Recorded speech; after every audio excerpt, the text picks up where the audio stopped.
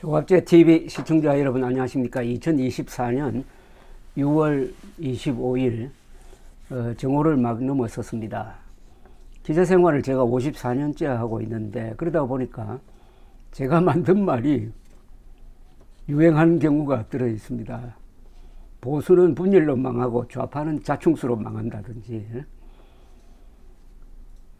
일본을 우습게 보는 세계에서 유일한 나라 한국 뭐 등등 이런 말을 제가 만들었습니다.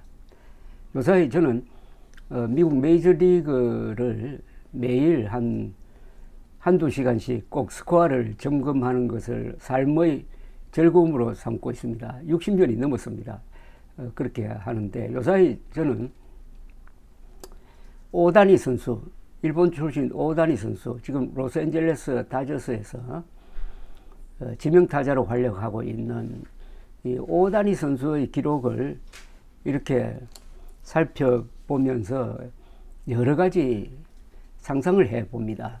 오다니 선수는 어떻게 보면 지금 동양 사람들의 자존심을 미국 메이저리그 본바닥에서 세워주고 있는 사람입니다. 그러니까 한때 제국주의 시절에 서양 사람들이 동양 사람들은 체구도 작고 문명적으로 낙후되었다 이렇게 깔보는 경향이 있었습니다. 그런 생각을 바꿔준 나라가 중국이 아니고 일본이었습니다. 특히 명치 유신이 1868년인데 그로부터 40년도 안 지나서 당시 세계 최강의 육군국인 러시아를 상대로 결전을 벌려가지고 러일 전쟁에서 이겼습니다. 러일 전쟁에서 일본이 이기는 바람에 한국은, 조선은 일본 식민지가 되었지만은 다른 나라에는 하나의 희망의 등불이 되었습니다. 화민종이 백인종의 강국인 러시아에 이겼다 하는 것이 인도라든지 여러 나라에서 반식민지 운동을 벌이던 사람에게 용기를 주었습니다. 그리고 1차 세계대전 때는 연합국 편에 들어섰지만 1941년 진주만을 공격함으로써 미국과 싸우게 되죠. 그때 일본은 또 중국과 싸우고 있었습니다. 그 일본이 세계 최강국인 미국과 세계에서 가장 인구가 많은 중국을 상대로 양면작전을 폈습니다. 양면작전을 펴면서 한때는 이길 뻔하기도 했습니다. 이 정도의 나라가 일본인 것입니다. 그런데 오다니 선수의 활약을 지켜보고 있으면은 이게 일본 사람이 어떤 사람이냐 하는 것을 좀 짐작하게 하는 바가 있습니다.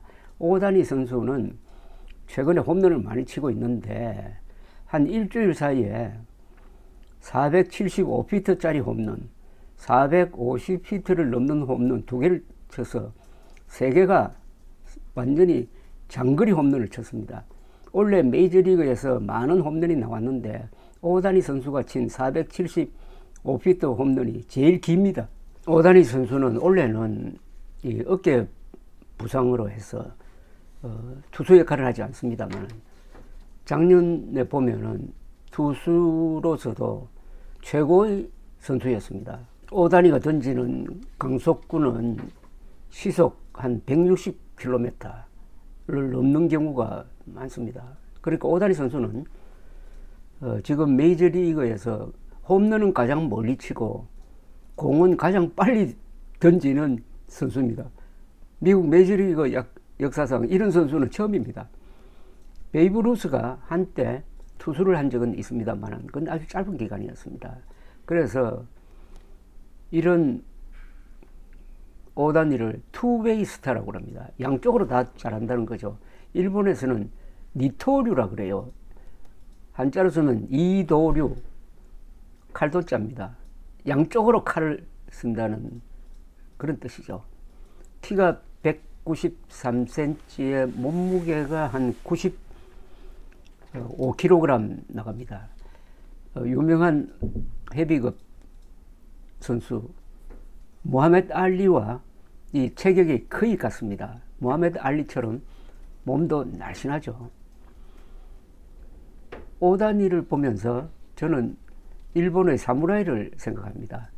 오다니가 스윙하는 그 모습은 꼭 일본의 사무라이들이 칼질하는, 칼을 휘두르는 것을 자꾸 연상시킵니다. 일본 선수들이 메이저리그에서 성공한 사람들이 많은데 주로 투수보다는 타자 쪽입니다.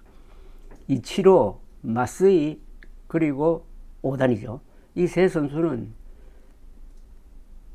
일본에서 탑 클래스였습니다. 특히 이치로와 오다니는 MVP, 최우수 선수상도 받았습니다. 오다니는 최우수 선수상을 2차례 받았습니다. 그래서 인종적 편견을 날려버렸다 이거죠. 그런데 일본 사람들이 체구는 뭐 작은 편입니다. 한국 사람보다도 약간 작습니다. 그런데 어떻게 이런 힘이 나올까? 저는 이게 체력에서 나오는 것이라기보다는 정신력 중에서도 특히 훈련을 통한 어떤 힘이라고 생각합니다. 훈련과 교육에서 생긴 힘이다.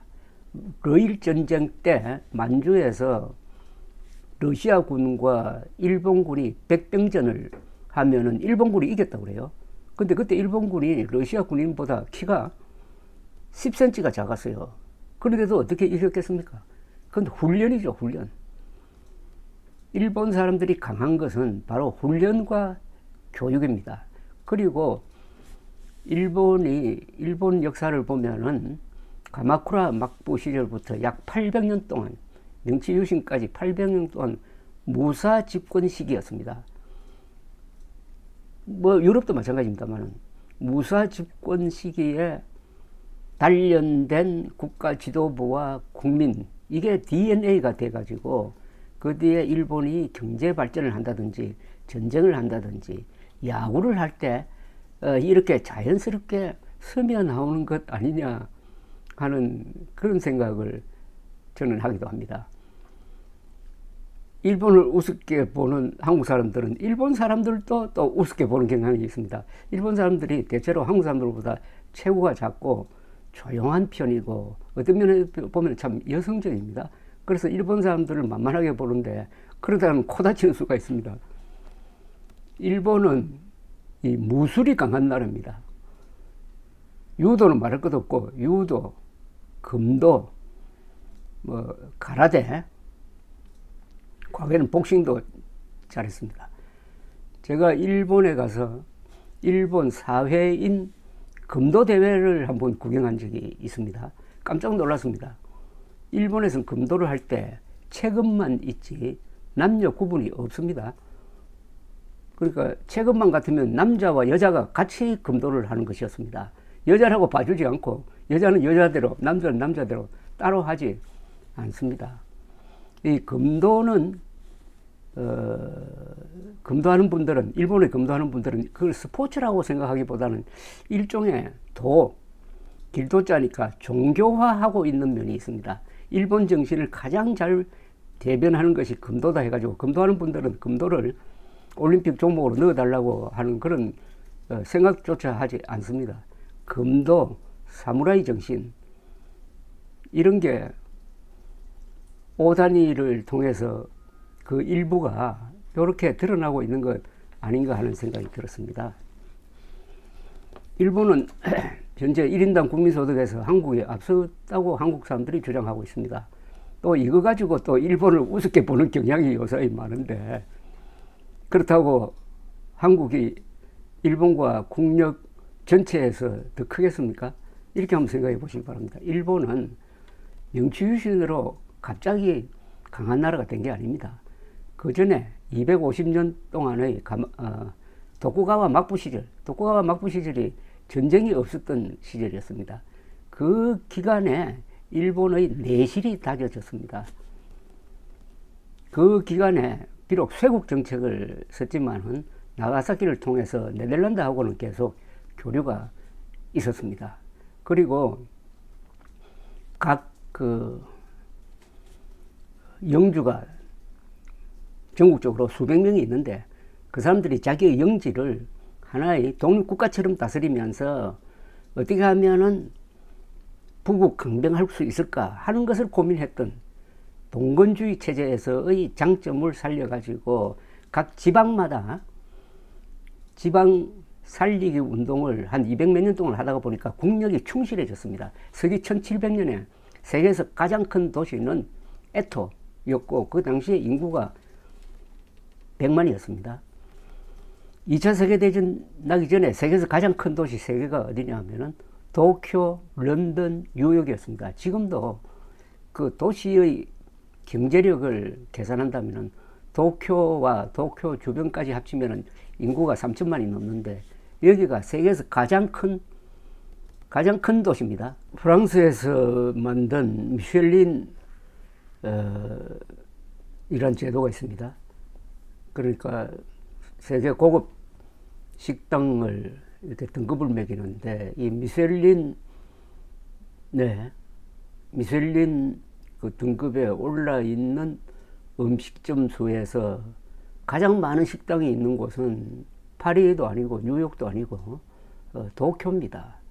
그리고 일본 음식이 이제는 세계 뭐 5대 음식으로 들어가고 이렇게 합니다. 이런 걸 볼 때 일본 사람들의 교육, 훈련, 그거를 집약한 장인정신, 너희 지금 정수가 5단위가 아닌가 하는 생각이 듭니다. 이런 일본이 한국 옆에 있다는 것은 우리가 하기에 따라서는 축복도 될 수 있고 재앙도 될 수 있습니다. 우리도 강해야 일본과 대등하게 서로 문물을 교류할 수가 있습니다. 그런 적은 우리 역사에서 신라가 통일한 다음에 있었습니다. 그때는 당나라, 신라, 일본이 똑같은 한자, 불교 문화를 바탕으로 해가지고 긴밀하게 교류, 협력하면서 이 세 나라가 고대사의 황금기를 한 200년 동안 누렸던 적이 있습니다. 지금이 대한민국이 건국한 이후에 한미일 동맹으로 공영하고 있는 것은 이 두 번째 황금기를 지금 만들고 있는 겁니다. 북한 노동당 정권을 밀어내버리고 한반도가 자유통일된다면은 신라의 상북통일 때와 같이 중국, 러시아까지 포괄하는 이 동북아의 평화가 오게 될 것입니다. 5단위로부터 이야기를 하다가 보니까 자유통일 그리고 동북아 나가서 세계의 평화를 이야기하게 됐습니다. 스포츠가 역시 위대한 힘이 있는 것 같습니다. 감사합니다.